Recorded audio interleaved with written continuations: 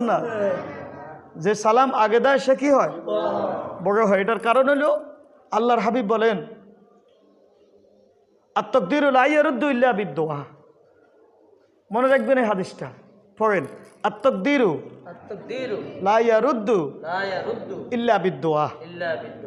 রাসূল সাল্লাল্লাহু আলাইহি ওয়াসাল্লাম বলেন, যেই ব্যক্তি তকদিরের পরিবর্তন করতে চাও সে বেশি বেশি দোয়া করো। সুবহানাল্লাহ বলেন। দোয়ার মাধ্যমে ভাগ্যের চাকা ঘুরিয়ে দিবেন কে? আল্লাহ পাক ঘুরিয়ে দিবেন। এই জন্য আমরা সালাম নামক দোয়াটা আমরা বেশি বেশি চালাবো।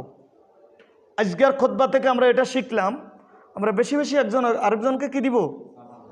সালাম দিব। এরা আমিরুল্লাহ ভাই আইসেনি রে, আমিরুল্লাহ আইসেনি সাকাত আইসেনি। মাশাআল্লাহ মাশাআল্লাহ। আল্লাহ পাক আমাদের সকলের হায়াতের মধ্যে যেন বরকত দান করে। সালামে শান্তি, সালামে কি মনে রাখবেন তো ইনশাল্লাহ। যাক, আলহামদুলিল্লাহ।